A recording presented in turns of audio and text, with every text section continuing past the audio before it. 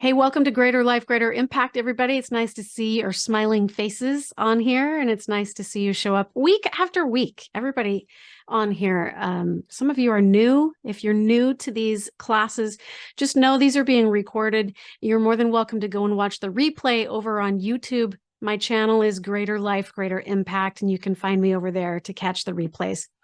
If you can't find me there, you can also find me on Facebook, and I post the replays inside of my Facebook group, which is also called Greater Life, Greater Impact. That's where I post the invitations to these classes as well, plus the links. So feel free to share that with friends and family. Today, we have an amazing topic. This is episode 27 of our spiritual sovereignty series. And so if you want to go catch up on all of the other episodes that we've done over this year in regards to spiritual sovereignty, I welcome that. Go over to my YouTube channel and catch those replays. You should be able to find them there. But this is episode 27. We're talking today about wholeness. Finding wholeness and feeling wholeness in regards to spirituality and spiritual sovereignty. How do we find that feeling? It's so elusive for some of us sometimes, and we ebb and flow in and out of the feeling of wholeness. And some people go their whole lives without ever connecting to it. So the first thing that I want to ask you is, first and foremost, what does wholeness mean to you? So I want you to really put your thinking caps on, get into your body, put your awareness within, and really ask yourself this question. What is wholeness? A lot of people want it. A lot of people want to feel it, but what is that? What does that look like for you? You can type it into the chat or you can open up your mic. It's totally up to you. Those of you who are newly just now jumping on, I see that we have new faces in the room. I just asked the question. So our topic for today is finding wholeness. So my question to you is, what does wholeness look like? What does that mean for you? It's going to be individual to each and every one of us. Casey says wholeness equals total peace. But truly, does that ever come? I think that we have glimpses of it, yes. I think that we can ebb and flow in and out of total peace, for sure. Does that mean we stay in that state consistently all the time? I doubt it. Bambi says, feeling peace, mind, body, and soul. So this is an interesting pattern that's bubbling up, is peace. What else? Mike says, being able to smile at the man in the mirror. So self-contentment, feeling that you're right where you're supposed to be, doing exactly what you're supposed to be doing, and you're awesome. So I love that. Thanks for sharing that. Karen says, living my best life. Yeah, that feels really good when you feel like you're in alignment, in integrity with the authenticity of your soul. Lisa says, wholeness, complete. Yeah, good. Katie says, my first thought is complete, then going deeper is to be humble and contentment within yourself. Yes, as other people have shared. I love that. Thank you guys for sharing that. So what would the opposite of wholeness be? Just give me words and adjectives like you have been. I know that if we're seeking wholeness, so many of us have experienced what wholeness isn't, right? So what isn't wholeness? Casey says broken, disruption, chaos within. Yes, several people listing those things out. Jenny says wholeness equals letting all my human basic needs be met by the Lord or by God. Thank you. Wow. That's total trust and peace right there. Right, Jenny? The opposite of wholeness would be afraid, says Tammy. Katie says wholeness, peaceful alignment, connection from the crown to the root with intimate relationship with Christ. The opposite is chaos. Yeah, very well said. Thank you. Man, you guys should be teaching this. Not that I'm teaching you anything, and that is my disclaimer. Please don't think I have anything to teach you, because that's not my job. My job is to just sit here and share with you some of the things I witness and I observe in my sojourn with other human beings. And I think I have a unique advantage that some people maybe don't have, in that I work with a lot of people one-on-one in the format of mentoring, spiritual mentoring, teaching sovereignty and physical healing of the body. And so as I work with people from day to day, and I'm having hundreds of conversations every single week with people from all walks of life, all over the globe. I mean, I work with people from all over the world, and literally in many different countries and all over the United States and Canada and other places. And I see similar patterns that keep bubbling up in my clients, who are we all share this human experience on the planet. So it's interesting to get to take a step back from that and observe similar patterns that continually come up. And it's interesting too, as a practitioner, some of you guys who are on here are also healers and practitioners, and you probably also notice that within your clientele, as you work with them, there are patterns that will bubble up that are like, everyone's going through this all of a sudden, and then everyone's going through this all of a sudden. And so those are some things that I observe, and it's what prompts these topics that we talk about in this class every Tuesday.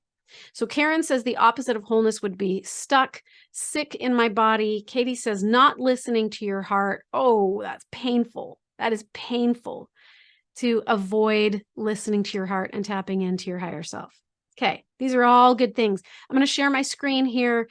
I teach a course, a quantum healing course. It's a certification program, has 6 different certifications in it. And in that course, there's a handout. I'm going to share the handout with you, or parts of it with you today, because I think that this really is applicable. Hold on, let me just let these people into the class. There we go. All right, I'm going to share my screen. What I love about this handout, it's called The Ego versus the Higher Self, which is the name of the handout. Hopefully you guys can see that. If you cannot see it, raise your hand, give me a shout out, let me know if you cannot see it. It's called The Ego versus the Higher Self State. This is like, I think it's like an 11-page handout, but it's one of the greatest handouts I think I've ever had the privilege of compiling. And it talks about the egoic state versus the higher self state. And in it, on page 5, I list out some of the symptoms that you can watch for when you're in the egoic state versus when you're in your higher self state. And I'm just going to read through them really quickly. So if you can tell if you're disconnected from your higher self and you're plugged in to your ego, or some people would call that the natural man, because there's a lot of chaos, mind chatter. You might be wishy-washy. You have a hard time standing in sovereignty or autonomy. You're all over the map. You can't make decisions.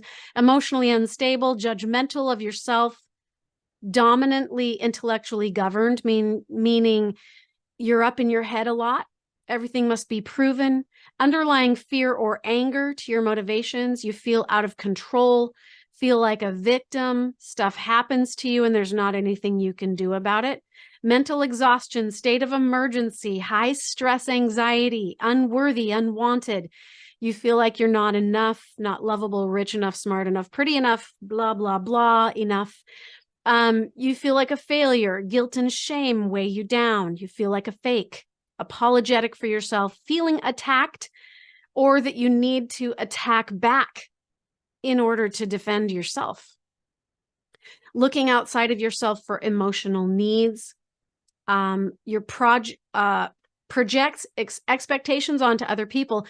This feeling, if you spend too much time in the natural man or in the egoic self, it's not going to feel good over time.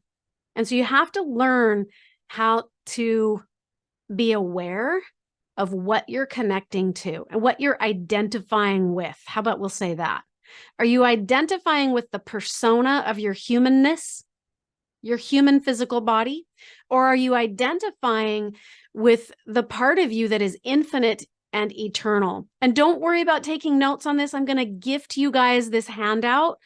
I will put it, I'll drop it in the description of the replay of this video. So make sure that you go back to YouTube at the end of today and watch the replay, and you'll be able to access the link to this. You'll get the full handout. So don't worry about taking the notes. I'm just going to gift it to you guys.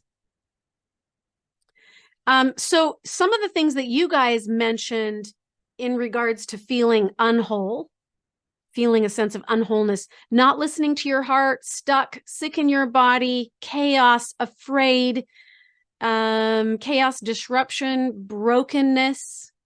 Okay. So now I want to describe for you what it feels like to be in the higher self. When you're connected to your higher self, which is divine intelligence, which is divine infinite, the eternal nature of you, because there are aspects of you deep inside of you, not in your brain, but deep inside of you, that those aspects are infinite, they're limitless, they're eternal, they are godly, they are literally the seed of God. We are the sons and the daughters of God, right? So that part of you that is the same yesterday, today, and forever exists within you. So you have to ask yourself, okay, who's in here?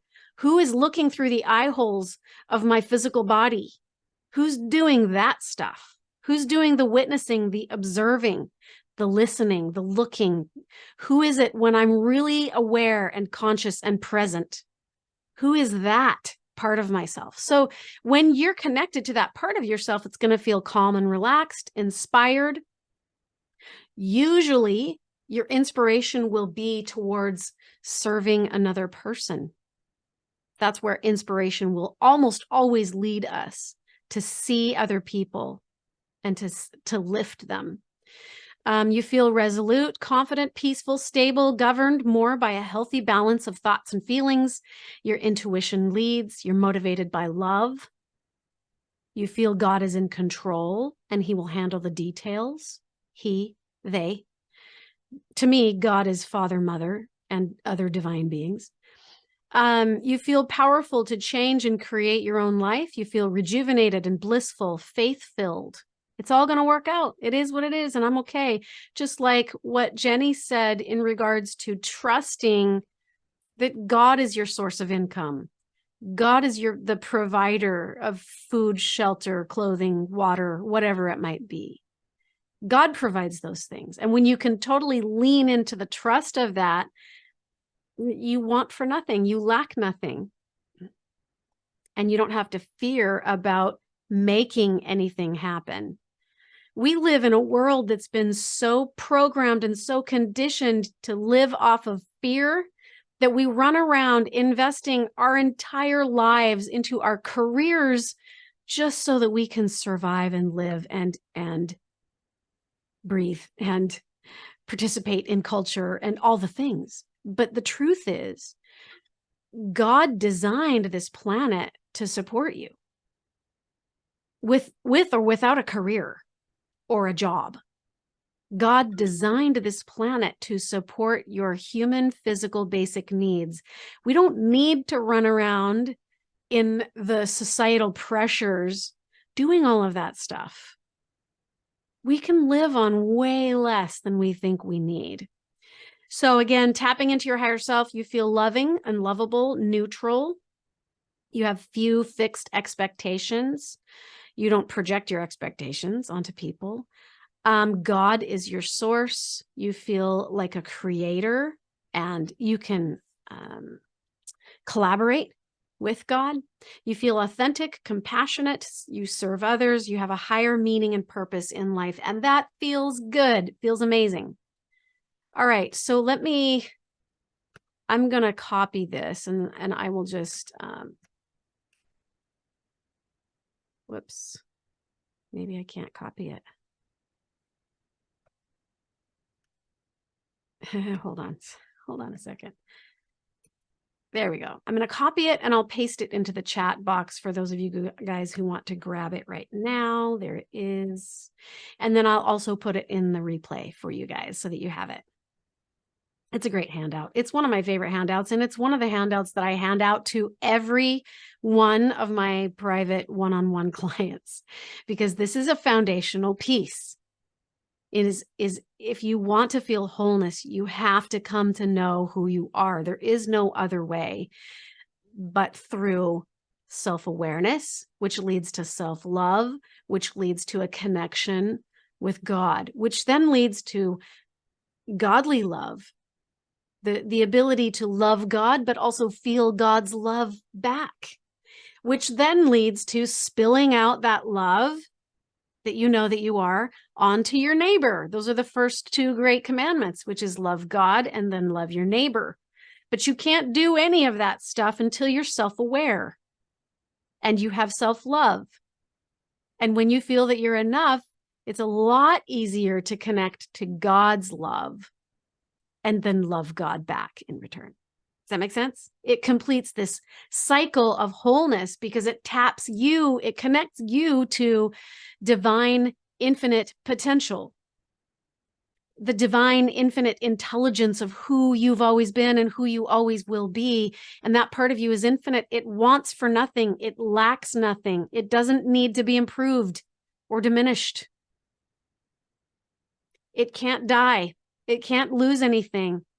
And it can't have anything taken away from it. And so once you start learning how to identify with wholeness, with that part of yourself, what do you have to worry about? Nothing. Nothing can threaten a whole sovereign, a holy sovereign, holy and holy sovereign being. Nothing. There is no threat to your wholeness. And no one can take that from you.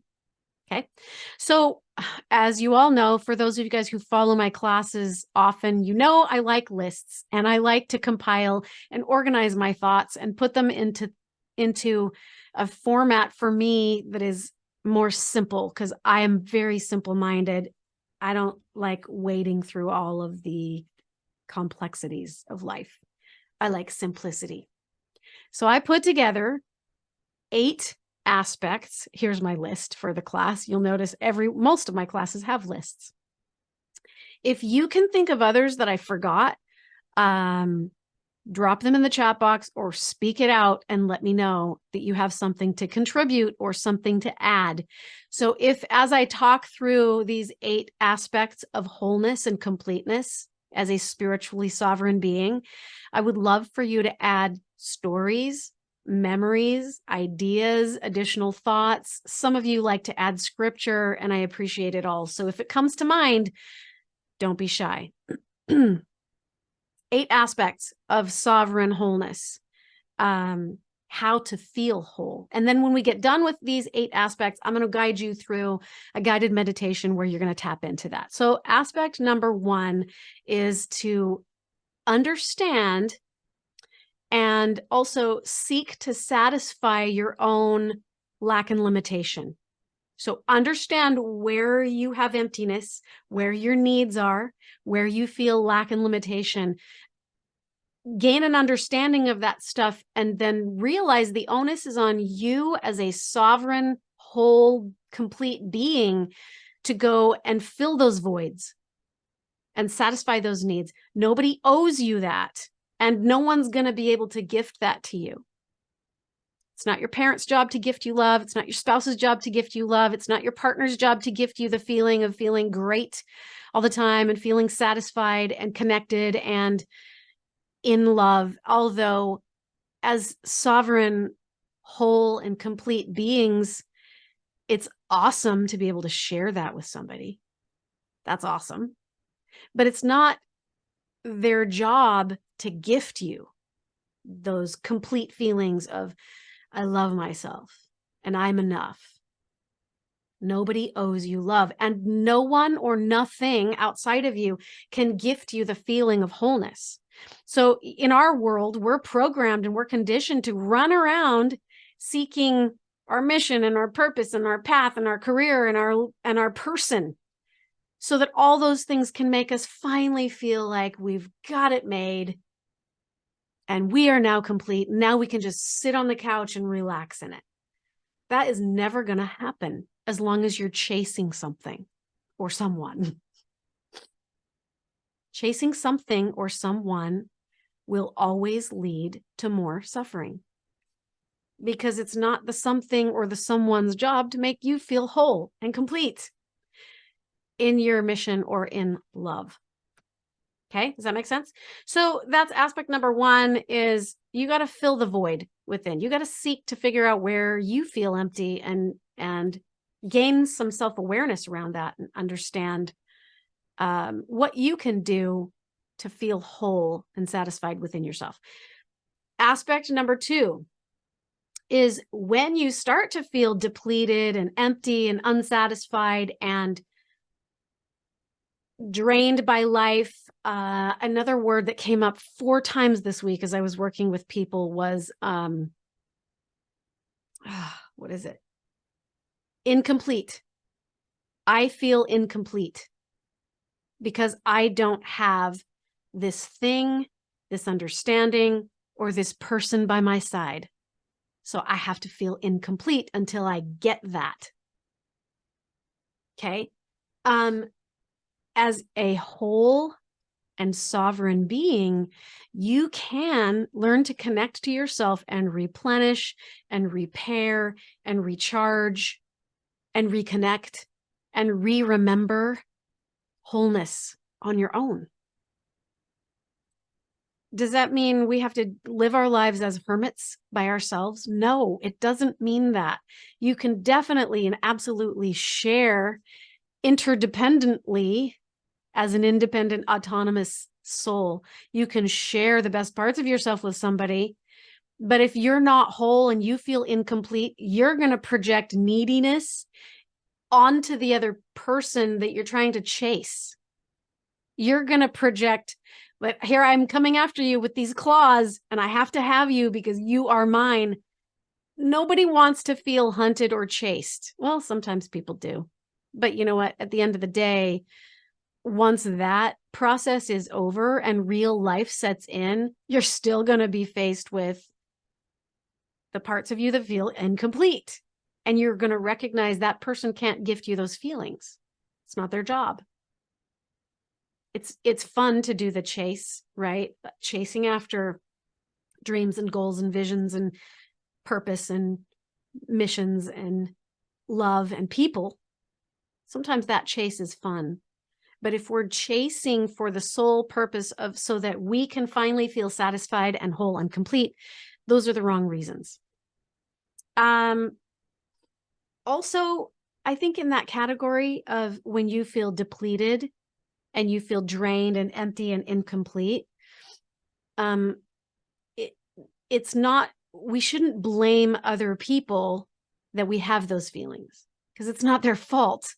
And it's also not their job to gift us those feelings. It's your job as a human, as a sovereign, autonomous human, to go find and reconnect with those feelings within you rather than expect someone to gift them to you, if that makes any sense. You can't blame others for how you feel because it's not their job. It's not their fault. It's on you. 100% is on you. Aspect number 3 for sovereign wholeness is recognize, I think that sovereign beings who do feel whole, they recognize their own wholeness within. They realize that wholeness is not found in a persona. I've had this conversation like 3 times just this week alone, that people, sometimes people who, well, for example, I talk to a lot of people who believe in the concept of reincarnation. And so if reincarnation exists and we have been here before, we've been to other worlds before or here before, who have I been? What was my role? What did I do? What am I here now to complete that I didn't complete then? So sometimes chasing after specific personas or how special am I and how important am I? And there's nothing wrong with feeling good about who you are and what you're here to do and what you're here to give. But sometimes that can go up into the ego and go to your head and cause all kinds of havoc. And so I believe, this is my belief, that spiritually sovereign beings find their wholeness, not necessarily in a specific persona or in a specific identity or in a specific task that they're here to do. Like, this is my mission. This is my purpose. I got to do it so I can feel whole again. And if I don't do my mission and I don't do my purpose and I don't find my person, then I'm always going to be in agony. Well, right. You're always going to suffer if you think that anything or anyone outside of you is going to make you feel worthy and complete and like you're in the right place. So sovereign beings recognize their wholeness already exists inside of them. It's your beingness. It's just by virtue of the fact that you are here and you are a being is enough. You don't have to prove it to anybody, and you don't have to attach unhealthily to anybody to find it either. Now, attachment is very different than connection. You can connect with people without attaching in a needy way.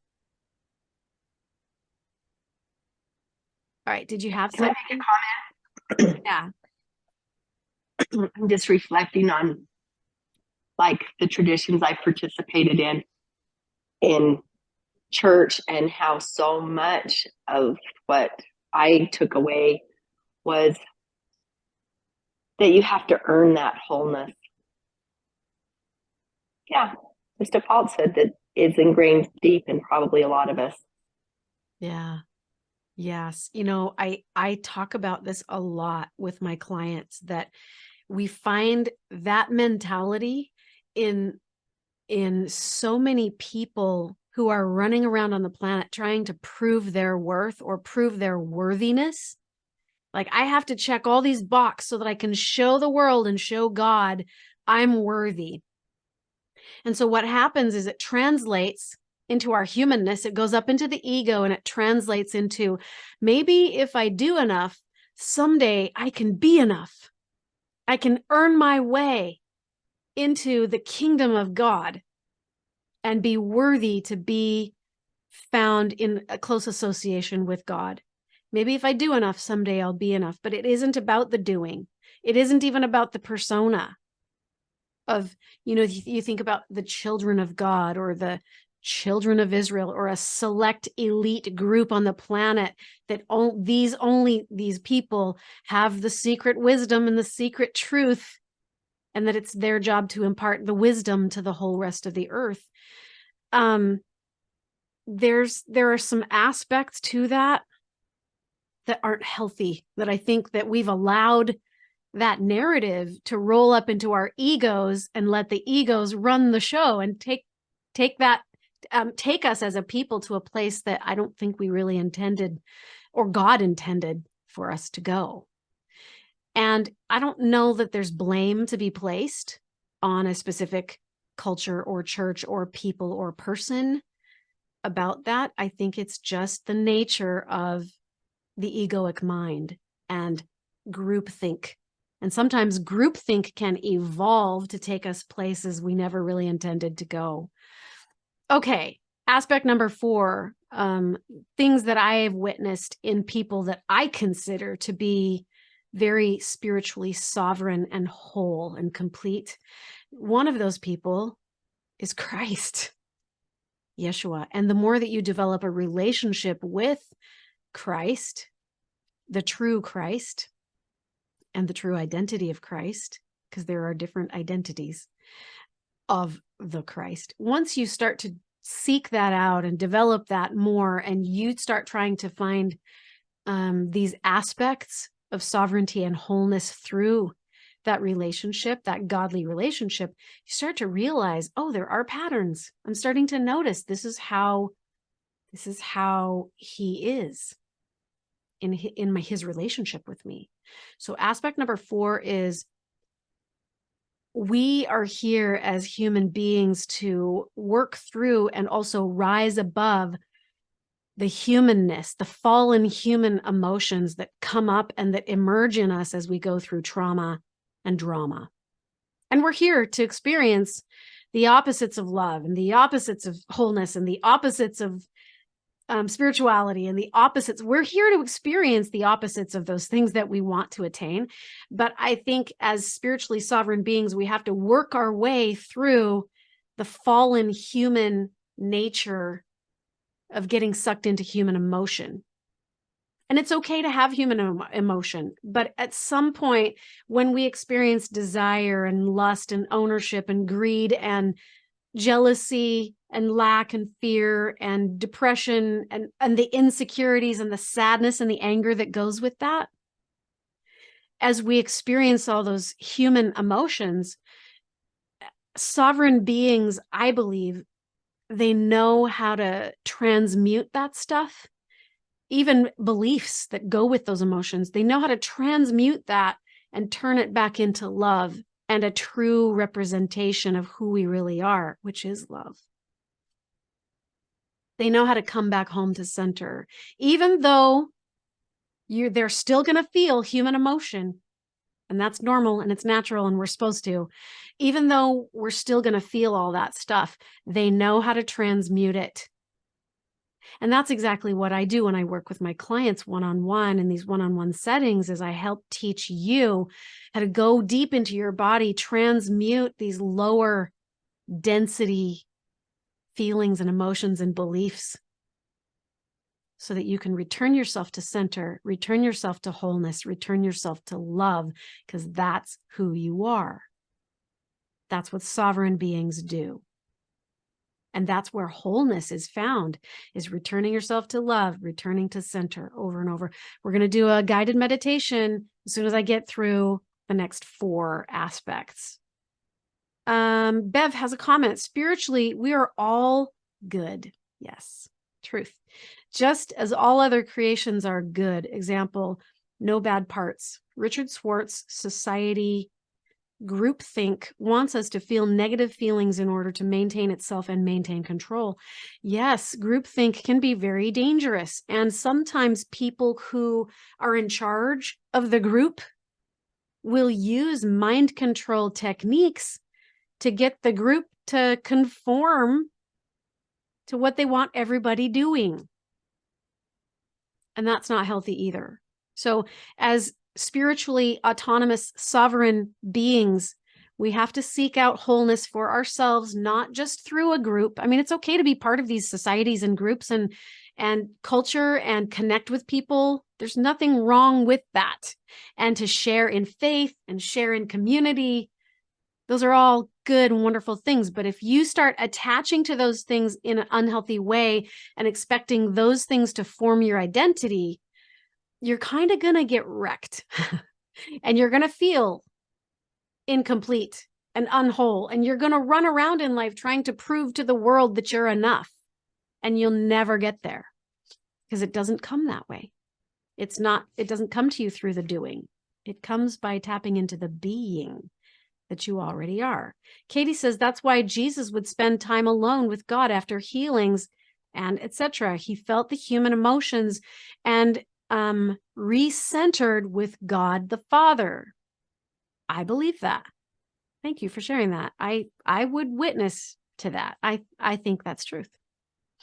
Aspect number 5. So 4 was return to center. You work through the human fallen emotions, but then always transmute and come back to center.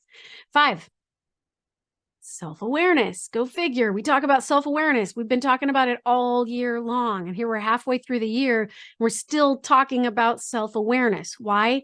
Because it is that important. Because self-awareness leads to self-love, which then leads to godly love, your ability to love God and feel God's love. But then that ultimately leads to the ability to feel whole, so that you can then spill love out in a safe and healthy way onto other people that you connect with. But you're not doing it from a place of neediness or wantiness or you belong to me so I can feel safe. Or do you know what I mean? There's not this unhealthy, needy attachment or expectation, only connection. Meaning, I see you. I'm here for you. I will always be here for you. And I will always love you. And I can go and do my thing and you can go and do your thing. And it's safe for us to go and do our things and still feel good about each other and ourselves. And that's okay. Shauna says, it's hard to explain that to certain individuals in our lives, specifically spouse. Well, it is hard to explain that. And I think in our culture, I've talked about this before, but in our culture, we've been raised to believe, this is programming, raised to believe that connection with another human, including a spousal connection, has to look a certain way. And if it doesn't look a certain way, I'm not whole. It has to look like Disney's portrayal of French romanticism. It has to look like Disney's portrayal of Victorianism. It has to look like the world's portrayal of the Brady Bunch. Does that make sense? It doesn't always look that way. Sometimes in relationship, your path might take you this direction and their path might take them that direction. Doesn't mean you have to hate each other. You can still have love and connection and companionship and whatever it is that you want. You don't have to choose. For example, I'm working with 2 people currently who are going through divorce, and they're asking the questions, can we rewrite what divorce has to look like? Could we rewrite this, please? Can we have it play out so that there's still love and respect, and you go that way and I'll go this way, and we don't have to throw each other away, and we don't have to throw our family away, and we don't have to drag each other around by our hair, screaming and yelling and slamming doors and speaking poorly about each other to prove that we're justified in going this way? Could we please rewrite that script so that we can still have mutually loving, respectful, happy, harmonious feelings and still have our children feel safe? Could we please rewrite all of these scripts of what it's supposed to look like or should look like? And if it doesn't look like that, then you have to go into this descent of feeling like there's something wrong with me because my life doesn't look like Disney or the Brady Bunch.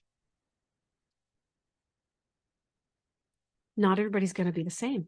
And so, yeah, it is hard to explain to individuals. But you know what? Sovereign beings don't necessarily have to feel this overwhelming need to explain themselves. Just be. Just be, and in your beingness, go do what you're designed to do. Go do what your heart is guiding you to do without apology, but still coming from a place of love. We can do that. We can ebb and flow. We can have eclipse moments in our relationships where we come together and then go apart and then go somewhere else and go do this thing and go do that thing. And we can still have love for one another in that process. There's nothing wrong with rewriting that. Number 5, self-awareness is the key to working through our suffering. If we're feeling not whole and we're feeling incomplete, or there's an emptiness inside of us, self-awareness helps to reduce the suffering of pining and yearning and needing and wanting this or that to make you feel whole and complete. So the essence of that, number 5, is don't cling to people or things. It's not their job to gift you wholeness and completeness. Don't cling to people or things. Set them free. Let them go without feeling the need to dig your claws in and have ownership and say, that's mine, they're mine, right? This can only happen when you are tuned into a sense of your higher self. There has to be a worthy and strong and resolute sense of your higher self. If you don't have the sense of your higher self, you're going to cling to people, possessions, obligations, proving your worth, proving your worthiness, checking boxes, doing the things, showing up in the way that everyone's telling you to show up while denying who you really are. Can't do that. You can't do that anymore. You have to follow your heart, because if you don't, it's going to drain you and deplete you and cause suffering. And we're not here to sit in the suffering. We're here to overcome. We're here to rise above the human emotion of suffering, all those emotions, and return it to love. And really, one of the only ways to do that is through self-love and following your heart. Aspect number 6, not seeking status. We've talked a little bit about this, but this kind of goes a little deeper, but not seeking the status in, look what I'm doing. Look what group I'm a part of. Look what, I hate to call this out, but it keeps coming up in religious culture. So I'm just going to call it out in religious culture. Sometimes we think, oh, I've earned my golden ticket because I did these things and I checked these boxes. So now I have a golden ticket into places no one else can go, and therefore into God's kingdom where only I can go because I have a golden ticket. It's absurd to think that God expects a golden ticket in order to come into his presence and in order to be a worthy human being in the presence of God. That does not denote worthiness. It denotes some things that you did.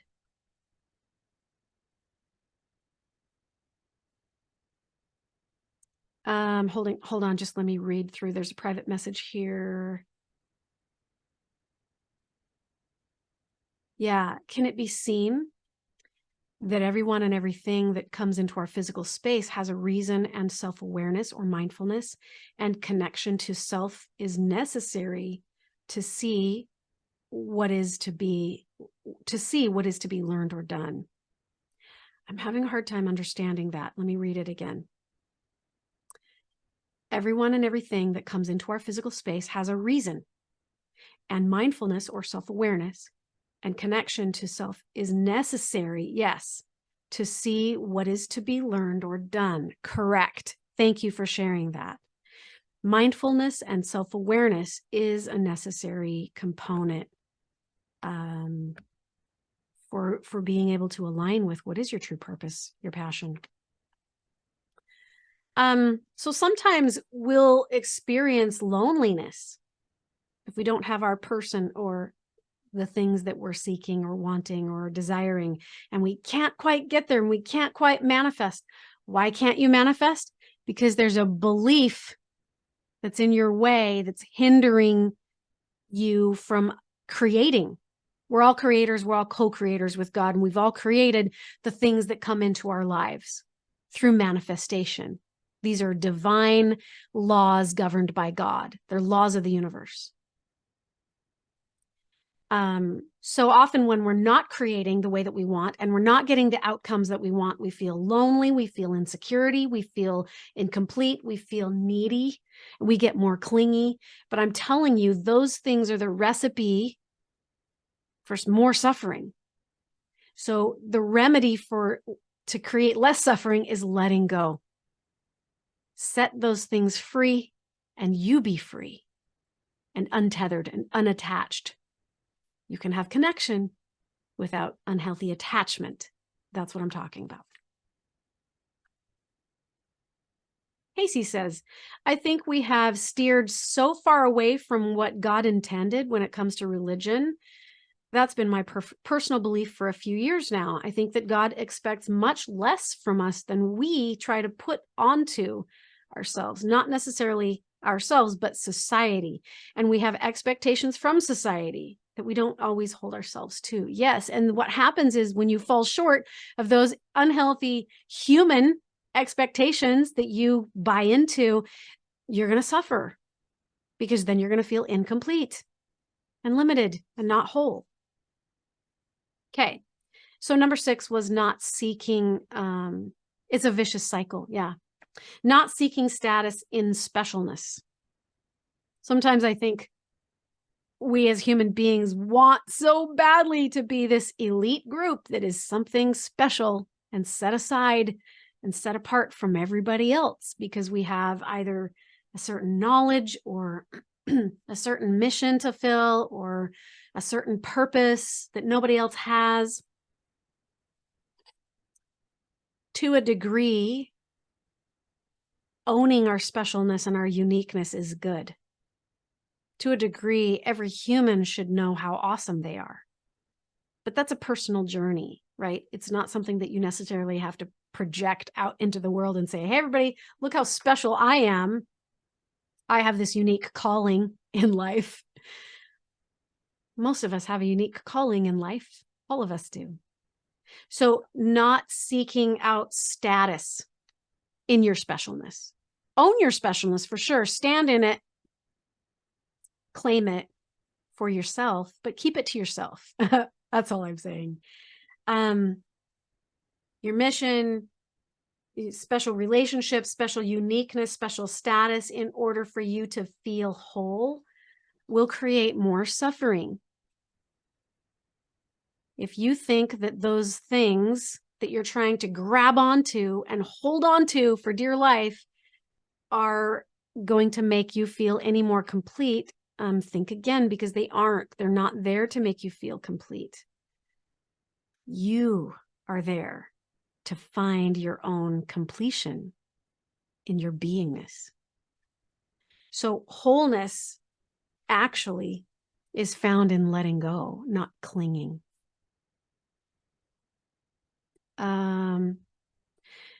I find it easier to love others when I don't try to feel above anyone.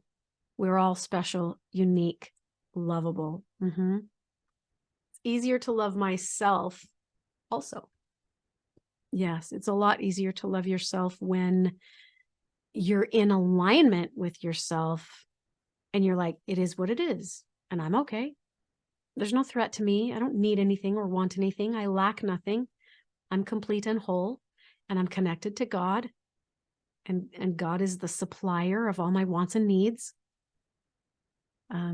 He's the author and finisher of everything that I am and everything that I need. I go to God and he is the supply. Even if what you think you need is to feel cherished or to feel safe or to feel special or to feel loved or to feel whole, you can go to God, and God will, ultimately what God will do is turn you back home into center with yourself and show you that you are all those things. And in that moment of being centered, you will feel the pure and perfect, non-limited love of God for you. But it's in that moment that you'll feel it. And so to the degree that you center into yourself and connect to yourself and love yourself is to the same degree that you're going to be able to reciprocate that kind of love through God and with God and from God and to God and others. Number 7. I feel like these are all kind of reiterations of one or two things. So you can kind of do the workaround and boil these down to even simpler. But number 7, just be. Just be. Because when you're connected to your higher self, you are all the love you think you need. You're all of the specialness you think you are looking for. You're all the peace, the joy, the wholeness that you're seeking. You're the filling of all the voids that you think are within you. You are. So learn to just be. You are complete and whole already as a divine, infinite, eternal, divine being of the light. a being who walks in the highest light of God. You are complete. You are whole. You are perfected in that area. In that aspect, you are perfect. There is nothing to prove. There is nothing to earn. There is nothing to attain. There is no kingdom that you'll enter into. It just is you. It's entering into yourself. You are enough. You are satisfied already. The true you. That's number 7. So, gosh, I feel like there's one other piece to that I want to reiterate is, again, we've talked about this, but not seeking anything externally to fill that void. You can't, there's nothing outside of you that can make you any more perfect or any more complete or any more whole than you already are. Nothing. No human, there's no person, there's no object, there's no idol that can make you any more perfect and whole and complete than you already are. Lisa says, so it is learning to shed the false beliefs to get down to understanding and believing in your wholeness. Correct. It's shedding all the gunk of the programming from this human condition, this human world. Yeah. Yes, I agree with what you said.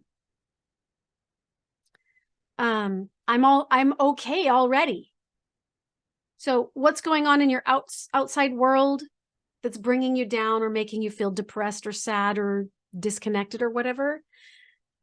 When you connect to your higher self, you realize, okay, it is what it is and I'm okay.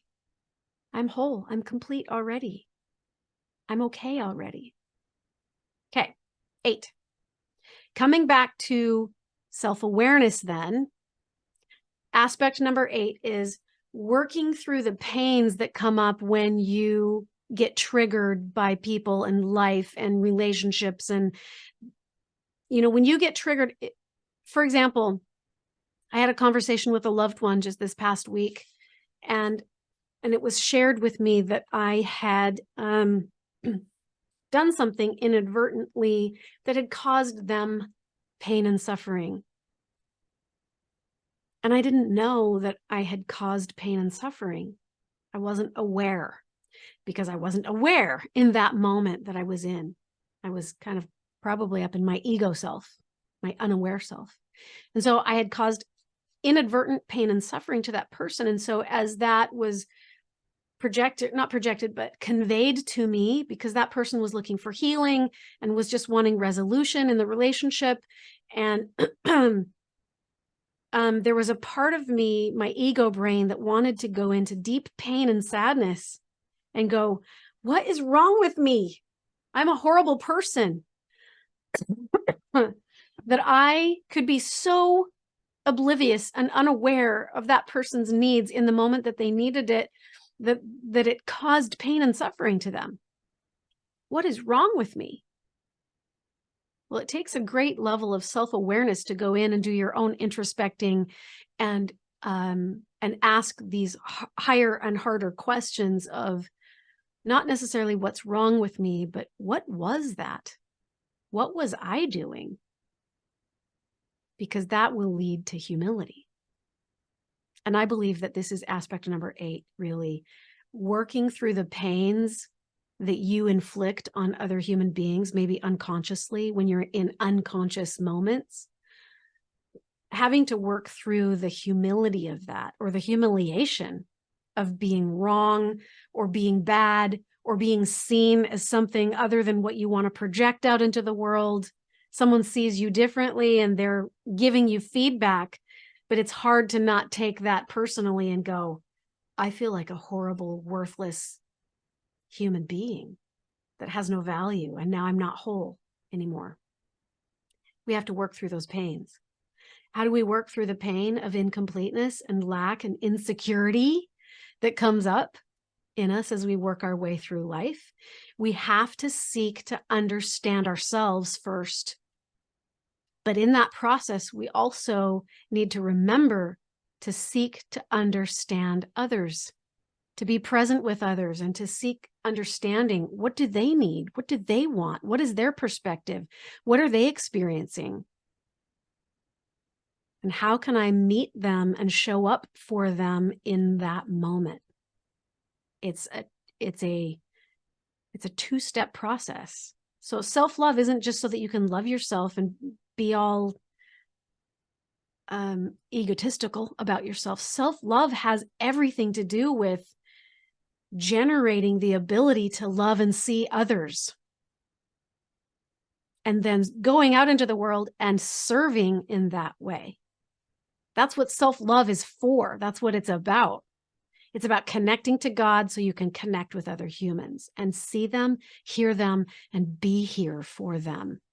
I didn't do that. I dropped the ball in that relationship, and I felt so deeply and profoundly hurt when I realized I had done that. But then it was beautiful that she brought it up, because then we could heal and mend and decide, what do we want this relationship to look like now moving forward, now that we're both aware of something.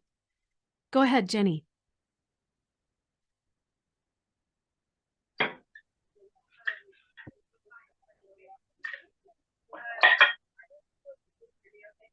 I can't hear you.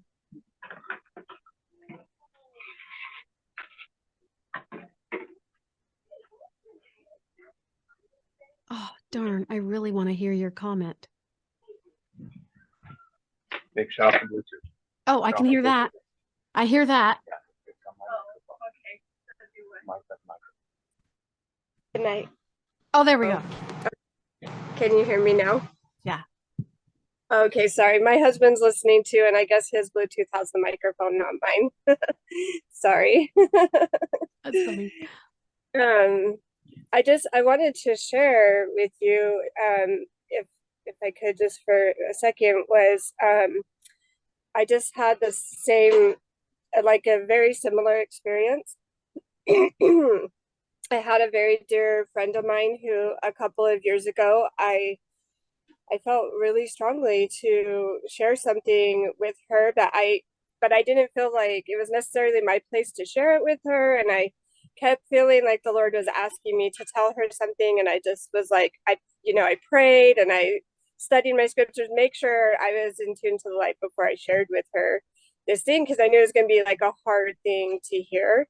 And I took months for me to share it with her, and when I finally did, I could tell that it did hurt her, and it did change our friendship. So we were still friends, but we weren't like really connected like we were before. And it always just broke my heart, but I knew, like, because I'd done all the work to make sure that that was from the Lord and it was the right thing to do. I had to just stand in that truth in myself, that I knew that I had said what I was supposed to say. And anyway, she got cancer, and last month I was taking care of her and helping her, and she just told me that, sorry, I didn't know I was going to get so emotional so fast, but she's told me that when I told her that, it really hurt her to the core, and that she was so grateful for it. And it was the thing that catalyzed her to the Savior. It was a catalyst for her to go directly to the Savior and to mend her relationship with him.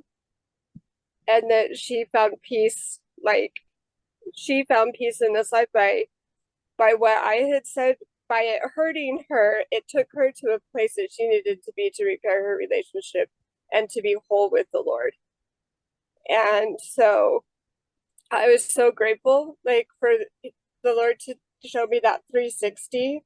Like, if we do something to that does hurt other people, even when we don't know it, like, to know that he's using it for their good. Like, I'm not ever saying we need to intentionally hurt anybody ever. Darn, I think I'm not sounding exactly the way I want it to sound while I'm giving this comment, but just if we do hurt someone, in Romans 8, God promises he uses all things for the good of those that love him. Yeah. So if we love him, then he'll use all things for the good. Even when we hurt other people, by accident, he will use all things for their good and our good if we and they love him. Yeah, I love that. And that's exactly what happened with me in this process was the same thing. I've had to have conversations just really similar to what you described, where I had to share information with someone that I deeply and profoundly cared about, someone in my family that I knew the information was going to hurt them, but I had to share it. It was a part of my truth and their truth. And I, like you, felt the guidance of God to share this truth, but I knew that it was going to be hard for them to take, and to witness them descend into the emotion and the feelings and the lower level emotions and the human fallen state of the ego is hard. But you're right that God will work all things together for our good, especially if we know that it's in alignment with the highest will. If we know that what we're doing and saying is in alignment with God's will, we have to do that. Even if we know that it's going to inflict some pain and cause someone to descend down into their ego, that's an opportunity for a springboard or a catalyst, like you said, for them to introspect and go within and have that growth happen. So it is hard to be the one to, not that we're trying to inflict pain, but sometimes our truth and our journey and our path will inflict pain in order to be a catalyst for another human. So, man, that is really tough to go through. But I think the lesson, Jenny, from your story and my story, the lesson in that is always follow your heart. Always do what you feel God is guiding you to do, because you just never know what that is going to be a catalyst for in somebody else's experience. So thank you for sharing that. Appreciate that. Katie says, amen. Thank you, Jenny. God is so good. Some people are even asking, wow, I'm curious as to what you shared with her. And that might be a little bit too personal for here. What do you mean by descending down into our ego? I thought it was best to try to get rid of ego.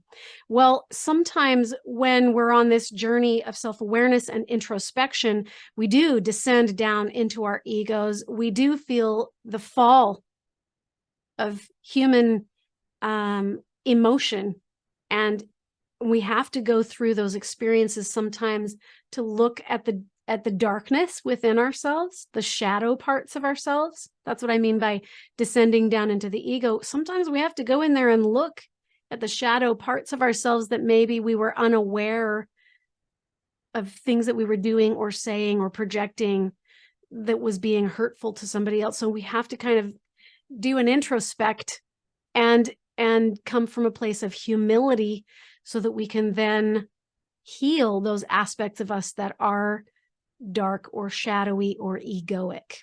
So yeah, all of us are going to descend down into the ego. We ebb and flow in and out of it. And that's how we learn the contrast. So that was number 8, is self-awareness will cause us to work through the pains of humiliation and humility and make us humble as we really seek to do our own inner shadow work and deconstruct the ego. All right. Those are the 8 aspects. It took me the whole hour to go through those. Who knew? Let's do some tapping in. Let's do some connecting to our higher selves. The last 10, 15 minutes of this session, I think there's been some really great stuff come out in this session today. Thank you for contributing. If you have more, you can drop it into the comments, or you can add it to the comments of the replay when this posts to YouTube. So, but for right now, I promised you a guided meditation. Everybody go ahead and just focus on your breath. Take a big inhale through your nose. Let it out through your mouth. I want you to become aware of your body. You can close your eyes or open your eyes. Become aware of your body. Every sensation, every tingling, everything that's happening in your body right now. Maybe you feel a whooshing between your ears. Maybe you are feeling a tightness in your throat. Maybe you're feeling tingling in your hands or your feet. Whatever you feel, be aware. One thing, Amy says, how do I get the meditation? How do I get the replay? Go to Greater Life, Greater Impact on YouTube, and you'll find the replays there. You can also go to my Facebook group, which is Greater Life, Greater Impact on Facebook, and find us there to find all the replays. I also post the replays on my Facebook profile for you guys as well that are attached to the invites of these classes. So those are the places you can go to find the replays. All right, keep dropping down into your body. I want you to take your awareness and drop down to the base of your spine. The base of your spine is a connecting point to your higher self. It's one of them. You can go into your heart as well, but today we're going to go to root chakra, which is about safety, stability, foundation, security, feeling safe and grounded and connected. So you can drop to the base of the spine or think about the space between your feet and the floor and breathe into that space. I'm going to help you to really become connected by being in the now. How do we be in the now? One way is to become very body aware of everything that's happening in your body. So put your attention at the base of the spine and breathe. Slow the breath down. Slow your thinking down. And could you drop your shoulders a little bit on the exhale?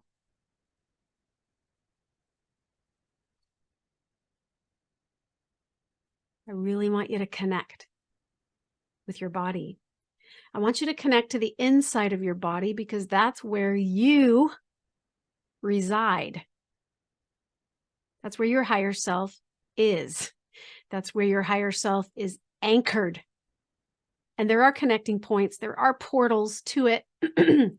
My favorite portal to go to when I'm working with people is the base of the spine because it is a portal. It's where flesh and spirit meet.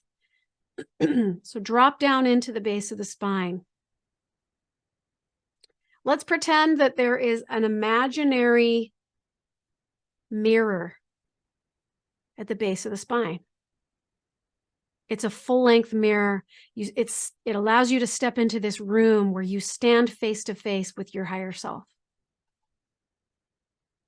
Breathe in, breathe out, let go. And look in the mirror. Drop your shoulders a little. Let's really aim with the breath to breathe into that mirror. But I want you to aim to release and soften any tension that you're feeling. Could you relax your eyeballs? Could you drop your shoulders on the exhale? Looking into the mirror at the base of your spine.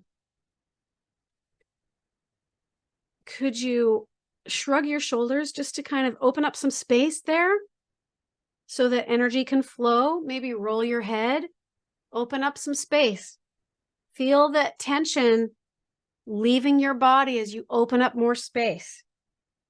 Find a wider range of motion with the head, but keep your awareness at the base of the spine. Look into that mirror. Breathe into it.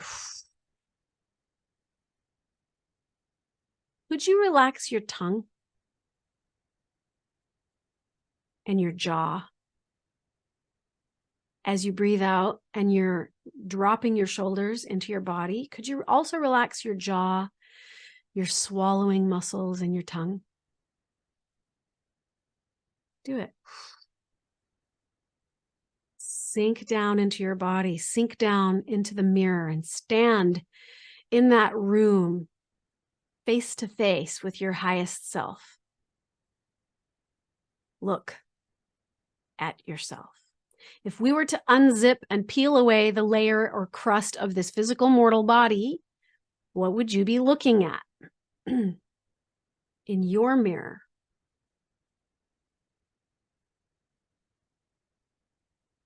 Now, when I do this exercise, sometimes people don't necessarily see a persona, like a body.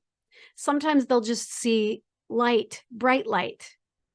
Sometimes they will see their gifts. They'll see themselves smiling. Sometimes you might actually see yourself symbolically wearing something symbolic. If that's true for you, what are you wearing? Write it down. Sometimes people will also see like God, Father God, Mother God, standing in there with you, looking into the mirror at you. And they might witness the look on those faces. If that's something that comes up for you, observe it, witness it, notice it, be with it. Sometimes people will notice a feeling. What does it feel like to be you? To just step into what you're seeing in the mirror. As you step into that mirror and you step into your beingness, your highest divine, intelligent, spiritual self, the part of you that's perfect, the part of you that's the same yesterday, today, and forever. If you stepped into that and you let that part of you step deep into your physical body, what would that feel like? And as you step in and it steps into you, it's like stepping into the center of the sun, and the sun steps into the center of you. And now you are just golden white, luminous, radiant light shining out through the body, through your bones, through your cells. So on the exhale, could you just push that light out?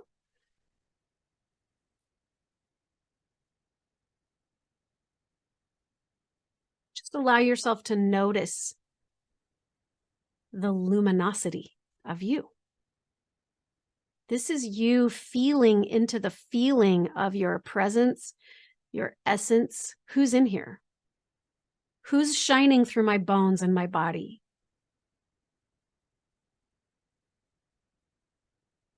And as you shine out and expand out, how does that light that is you connect with God's light? Where does your light end and God's light begin? So could you spread out that much to the degree that you just integrate with God's light now, and now you are your essence, your presence, your light, your energy, your spirit is the container of the universe. Feel it.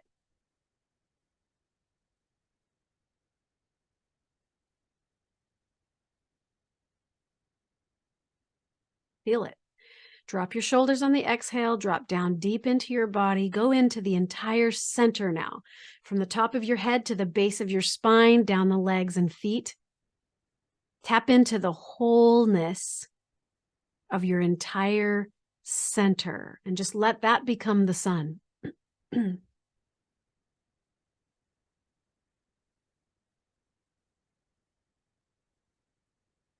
the degree that you become one consciously and subconsciously with every blade of grass, every grain of sand, every mountaintop, every ocean floor, every star in the sky, every human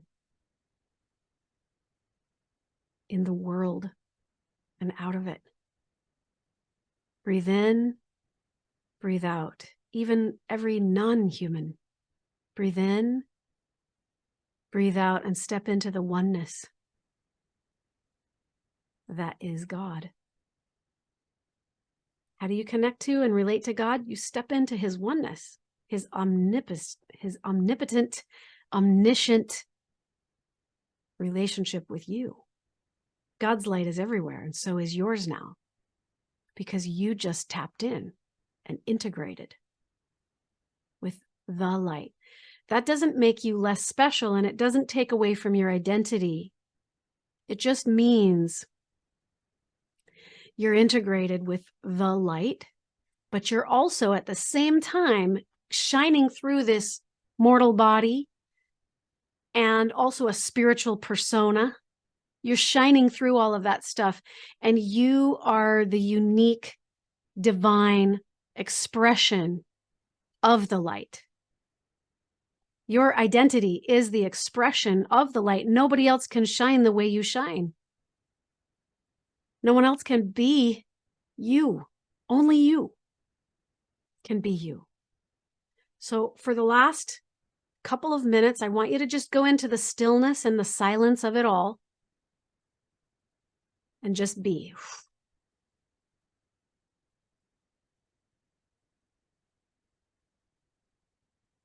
Breathe into it.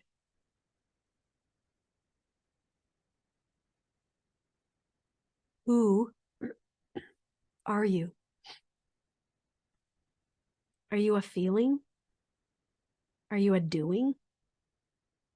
Are you a physical persona? An animated personality?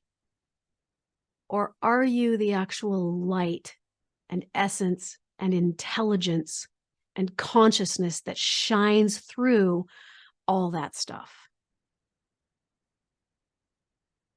Who is looking through the eye holes of your body? Your body is not you. Your personality is not even you. These are aspects of your experience. Your physical body is an experience that you're having, but it's not the sum total of you. It's just an experience. It's an activity going on. You are animating 50 trillion cells. 50 trillion. So as you breathe the light into your body, could you breathe it into your bones and into every single cell? Every one of the 50 trillion cells? Because that's what your body actually is. It's just a community of other intelligences. Parasites, cells, bones, organs, tissue, dirt, water, earth.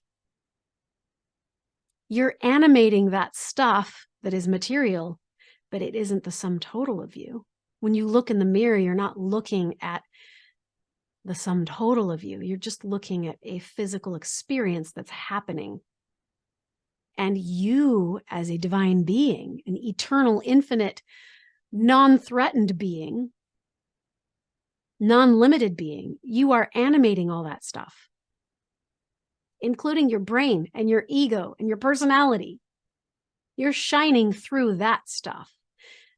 But the essence of you is what I want you to feel. I want you to just be. So sit for a couple of minutes in the beingness. Feel it.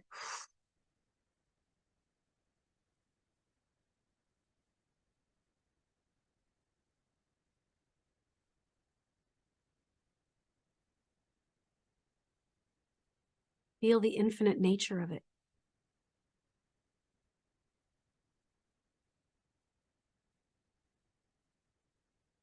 Infinity means you are everything that you think you want or need or lack. You already are it.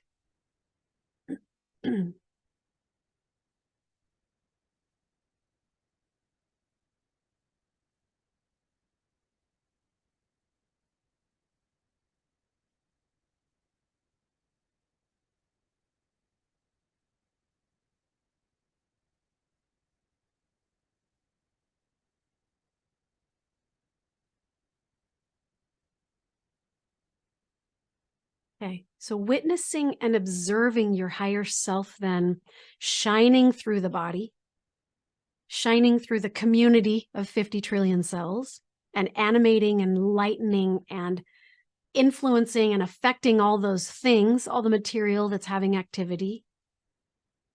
Your body is a biofeedback mechanism. It's a way that you interface with this mortal dimension.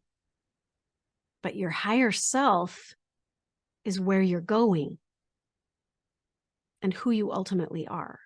So would you and could you, everybody be vulnerable now for a minute? Will you be willing to share? Because everyone will benefit from this exercise. Are you willing to share down in the chat box or open your mic? What did you get from tapping into yourself today? What did that feel like? What was the experience for you when you looked in the mirror? If you were to journal that out, what would you say? While you're thinking and gathering your thoughts, I am going to drop the link to my YouTube channel. I will drop that down below. Let's see here. See if we can get to it. There we go.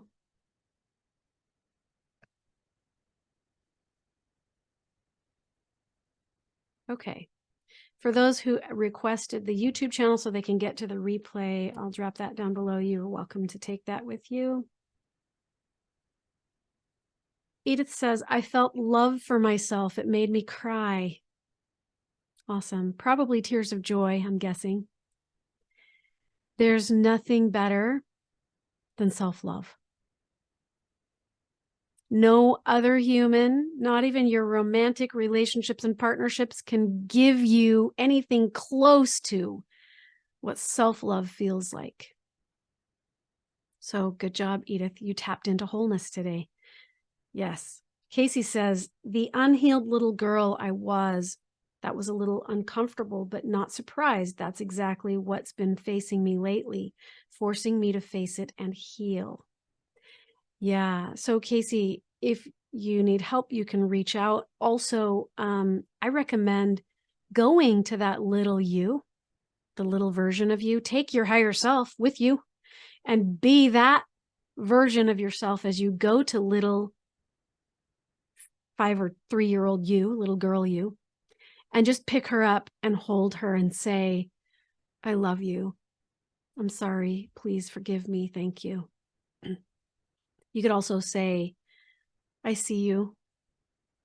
I hear you. I'm here for you. And I will always be here for you. And just ask her, what does she need? What does she want? What does she need? And help her to receive you. Show her who you are as a higher self. Bev says, it's no longer a journey to feel better, but about being, which is a state, not a feeling. Correct. Your beingness is a state of being, not a feeling. And it's not a destination either. Just be. I tell this to people all the time and they get sick of hearing it. Just be. Just be. When people come to me with their problems and we're doing one-on-one work and we're doing the healing work, I'm like, get back into center and just be. Because it is what it is and you're okay. Casey says, thank you. I'm sort of lost. I appreciate this. Yes. If you're sort of lost, you dipped down into ego and need to come back into higher self. So I just want you to put your attention and your awareness back into your center, drop down to the base of the spine. And as you drop down to the base of the spine, I want you to notice where you feel that lost feeling in your body. Where's the heaviness? Continue to breathe and soften and stay with that feeling of heaviness until it passes through you. Then come back into center, drop down to the base of the spine. See if you can maintain your awareness at the base of the spine for a long time. Breathe into it and just let go. Karen says, my higher self has so much positive light and energy, smiling, walking hand in hand with Father, Mother, and Jesus. My body self is so weak and sick. Okay, then it's a matter of training your body self. Could you have a conversation with all of the community of cells in your body? And could you have a conversation with them? Ask them, what do you need? I'm here for you. I love you. I'm sorry. Please forgive me. Thank you. And bring them into this state of inner peace with you. Bring them with you into that place. Invite them to come in and participate. This is a process. So it may be instant. Some people have instant healing, but it may also take some time for you to train those cells to come back into alignment with wholeness. You got to train them, command them, come back into alignment with wholeness. And then you yourself be in that state of inner peace ongoing. You got to be aware enough to go, oh, I'm not in inner peace, so I'm not connected to my higher self. So therefore, I need to go back in and reconnect. So go back in, reconnect, breathe through the tension that comes up until it's no longer there. Breathe into the base of the spine until it's no longer there. Katie says, I felt like I was in the light and I opened my arms out to share the light with others. That's cool. The expansiveness of it. So when you breathe out, pushing it out. I also felt so much love. Well, welcome home, because that's who you are, is love. Andrea says, spinning lighthouse. Interesting. That's an interesting experience, an interesting feeling. Yeah, shining all that bright. You think of how bright, how many lumens are required to light a lighthouse? That's a lot. Karen says, yes, Janet, thank you so much. Bev says, I also feel, oh, I lost it. Everyone here is supporting everyone else in a deeper way. It feels safe here. Well, yes, that's why we come together every week, so we can do our inner work, so we can feel safe, so we can feel a sense of community and connection rather than clinginess and attachment. It's what we do as sovereign beings to find wholeness. So yeah, we're sharing in our light with one another so that everyone can be seen. And the most important person to see you is you. Andrea says, I'm connected to all that I am and therefore connected to all that is. Perfect. Amy says, thank you. I loved all of this. Okay, good. Thank you. Thank you for being here. Thank you guys for participating. Lori, oh, Lori, mwah, my Canadian buddy. Love you, Janet. Nap time. Yes, go take a nap and go process this through and let your intuition guide you as you go into a dreamlike state. Thank you, thank you, thank you for your messages of love and gratitude, everybody. I hope you have a good and blessed and beautiful rest of your day. Enjoy this meditation. Come back to it often and redo it again and again and again if you feel like you need to reconnect with you, because it'll be different every time you do it. If you feel like you need additional help in cleansing out what the ego is carrying around, feel free to message me and we can talk about private mentoring. All right, take care, everybody. Oh, also, if you are looking to become a quantum healer, learning to help teach sovereignty to others, spiritual sovereignty, and also transformation, spiritual awakening, and physical healing for your bodies, if that's something that's up your alley, and you would like a discounted opportunity, I'm going to be running my program yet again. It's been a while since I've run my certification program. I'm starting it up again for a select few. I don't do huge classes, so a select few will be able to qualify to get in. If you're interested in that, I'll also drop my Calendly link so that you can have that conversation with me and figure out whether or not that's for you. I'll give you some information about that as well. All right, take care, everybody. Talk to you later. Bye.